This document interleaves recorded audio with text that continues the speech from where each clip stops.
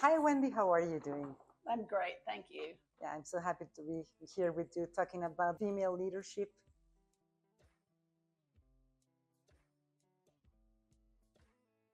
Well, some of the barriers I think are the same, only maybe they're, as you say, invisible. And it might have been easier when we were growing up where the barriers were visible. I think you still see a lot of unconscious bias. You see it in hiring, genders, race, age, ageism, and that still exists in organizations. And what comes right along with that, I think, are what I kind of call traditional or fixed mindset, where people have the view or the thought that a leader should be a male. I mean, it's inherent. It's a little bit like we talk about our values. They're just in your system. That you get them from your family. You get them from the community you live in. And I think people in organizations, and if you ask them to pick one of their favorite leaders, 9 times out of the 10 it will be a male. So there's unconscious bias. I think there's some other, I like to kind of call it behavior tight ropes. And it's situations where, as this will be very familiar to you, I'm sure, is that you have, if you're an assertive woman and you take charge and you're directive, then you're considered angry sometimes, or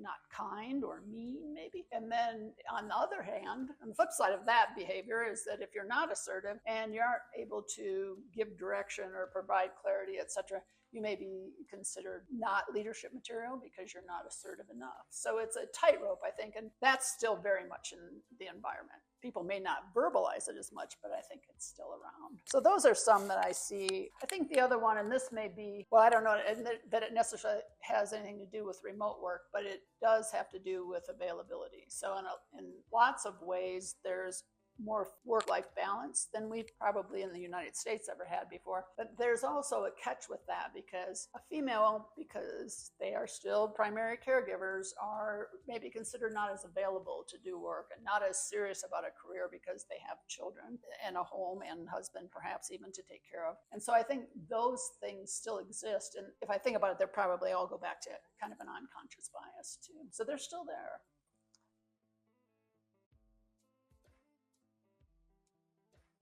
Oh, women putting the glass ceiling there to themselves.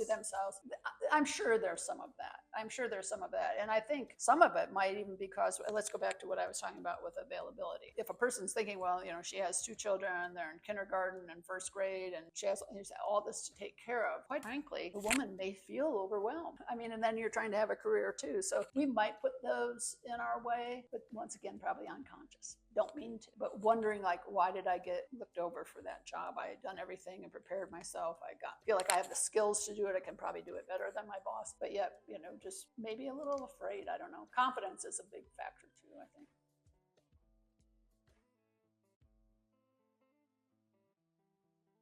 Working from home. Well, I think, and some of this, when I make these remarks, are as much for males as females, but I think what we have found at Hogan too is that while the remote work, it provides a lot of flexibility.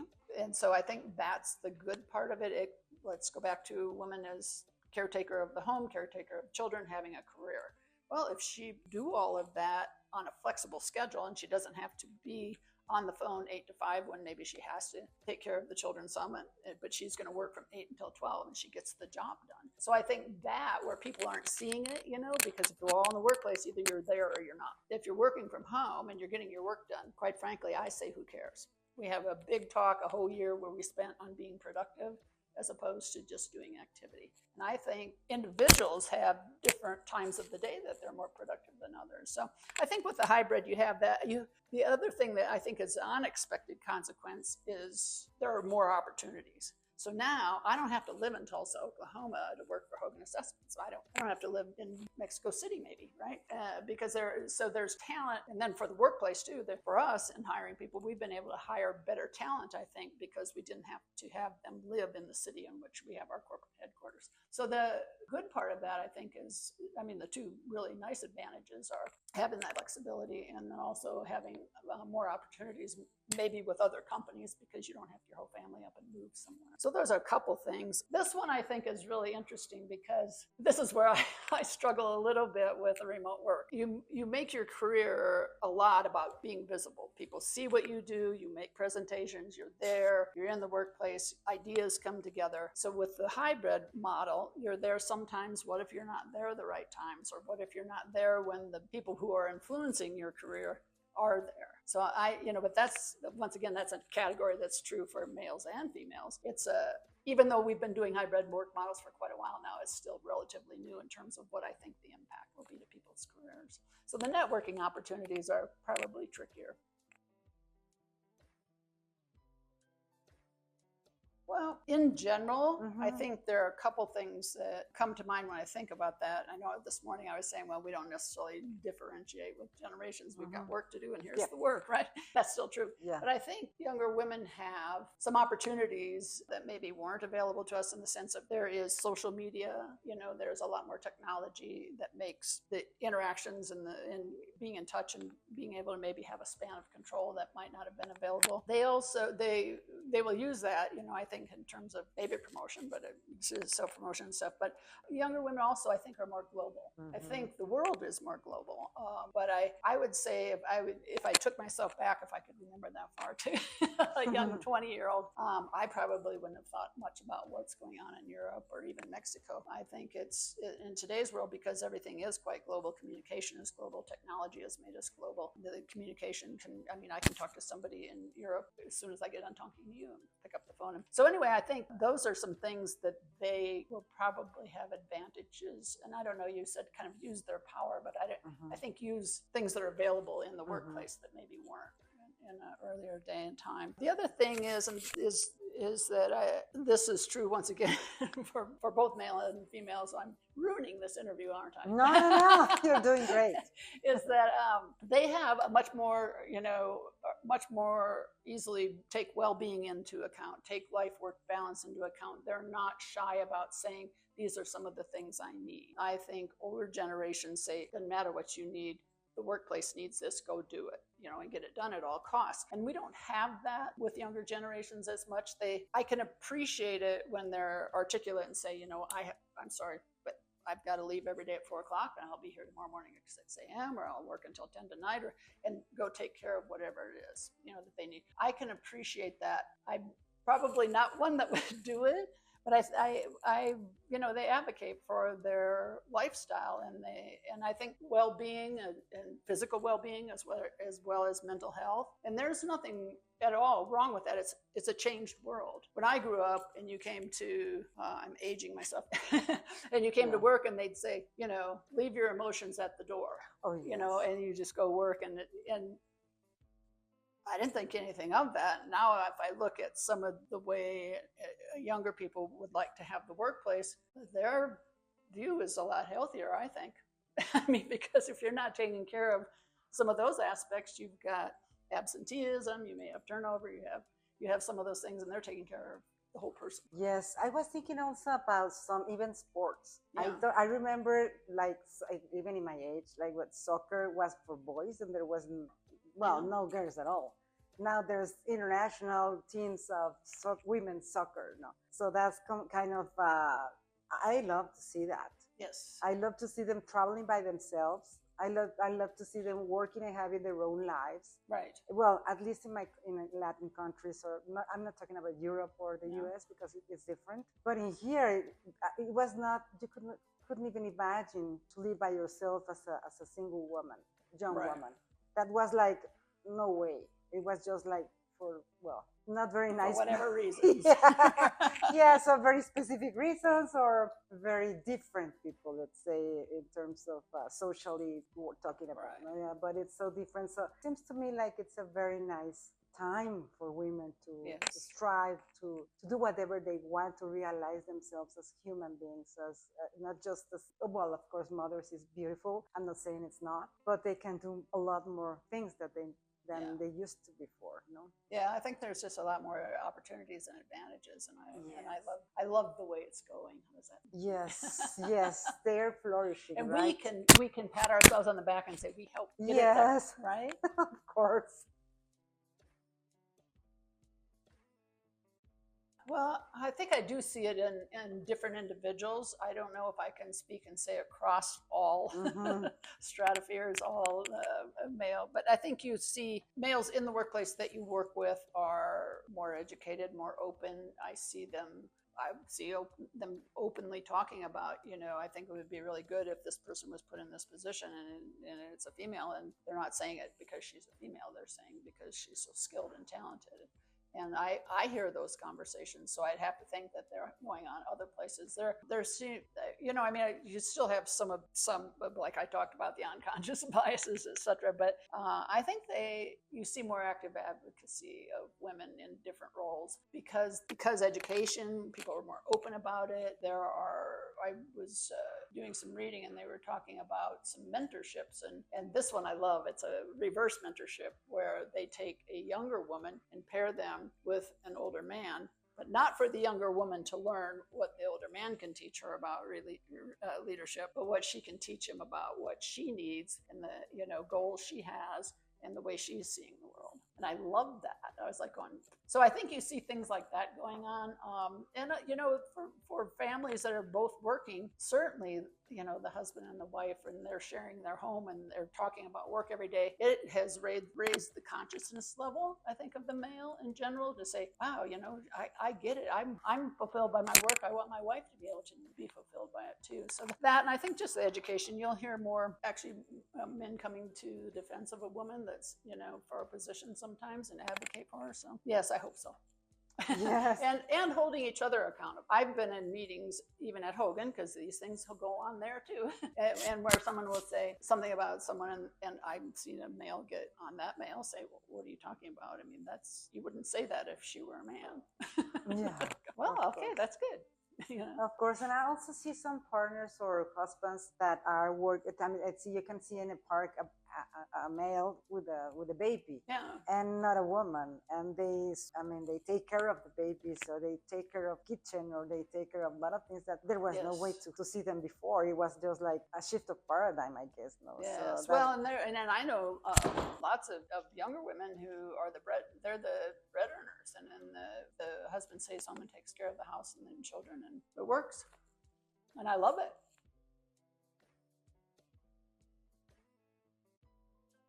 Well, that's to be the most interesting topic. I started doing some research on women in leadership roles, probably about 4 years ago. Before I got into this role, actually, just of course because I'm very interested and have been in other leadership roles besides this. But statistics will show females in an organization in a CEO level, an executive level, or on a board bring more financial ROI in many areas to a company than companies that don't have it. It's fascinating, because I think it's a little heartbreaking in the sense that if we look at the statistics, there are only about, in the Fortune 100, there are only about 9% female CEOs. Now, there was a study recently done that I started talking about the ROI, where the statistics are pretty amazing in the Fortune 500 companies. If there are 3 women on the board of that company, that they are showing ROI, they show return on equity, they show increase in sales above the 50% mark. I can't do all of them, but I think the lowest was like 53%, and it ran up to 64%. By having 3 females on their board. I think that's phenomenal. And if all these companies knew that, don't you think they'd be going out and hiring women by droves? I mean, it's nuts, right? Wow, that's wonderful. Great news. Yeah, I know. And so one of the things too, and I think about this all the time, I was just, it's more education all the time for everyone. But one of the most fascinating studies that I read about women in leadership was this woman had done a study. I guess several of them have been done now, but in the 1970s in the United States, there were, I think, maybe only 3%, I might have that percent wrong, but there were very few women in the state and national symphonies playing in the orchestras. People are, why? Well, in 76, 73, they started doing blind auditions. And a blind audition, for anybody that might not be familiar with it, is you perform behind a curtain. They can't see if you're tall, short, gender, anything. They just hear the performance, whether you're singing or a musical instrument. They started doing blind auditions within 70, I'm trying to see if I can remember my timing, my years, and it was about a 20-year period, but that percentage jumped up to 25% of women in orchestras and symphonies, national symphonies.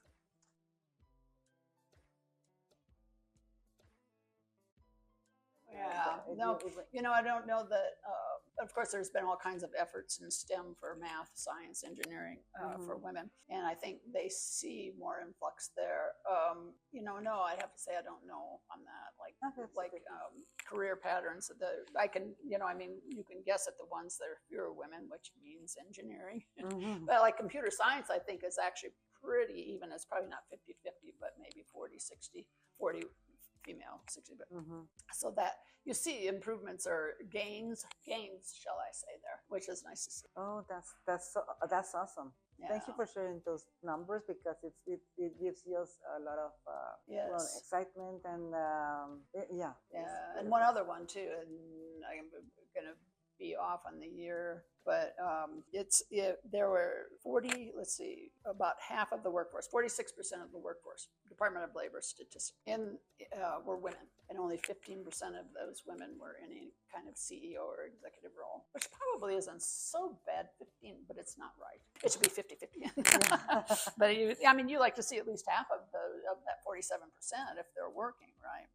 And then back to the Fortune 500 in 2023, there were, of the percentage of new CEOs, once again, only 15% of the new CEOs were women. 2023, that was just 3 years ago. We've got to do more. We got to get the blind auditions going. Well, I would say a couple things, maybe in summary. One is that I think we have made advances. However, I think there are a lot of competent women out there that aren't moving into strategic and critical roles that could. So I would say to my fellow women and leaders is to, have the confidence to ask for it, have the confidence to go get it. If it fits in your life, you can't make that decision for someone else, but you can do it. Because that's the other thing I read a lot about, is that we are our own worst enemies and we hold ourselves back. And I'm not going to be able to do percentages today on this, but in a comparison, it would ask about male and female. And every time there was an opening that a woman could move up into and a man, they'd done these studies, the man was like 67%. Always said was ready to go, had the skills, could do his boss's job even if his boss left. Where the same situation for the female, it was only, I think it was right at about 50%. I want to say it was 49. Only about 49% of the women would say, oh, even if they were more skilled than their boss, would say, I'm probably not ready. No, go get ready. Get ready and trust yourself and trust your confidence. Probably the thing that bothers me the most is that there really are a lot of competent women out there and hold ourselves back for whatever reason. And so if you have the opportunity and you don't have any, let's say, family reasons or things, that go for it. Have the confidence to go get it. And in terms of how it feels to be in this role, well, I'm quite an unassuming person. So I probably should do it more, but I don't think about myself as being a role model, and I don't think about myself as doing these wonderful, wild things. I think about getting up every day and doing my job over and over and over again, or not over and over, but I have to prove myself every day. And fortunately, I think in this role, you have scenarios that help you prove yourself every day, because you're making decisions all day long. Sometimes you're making about people's lives. Sometimes you're making about, what the business is going to do next. It's not for the faint of heart.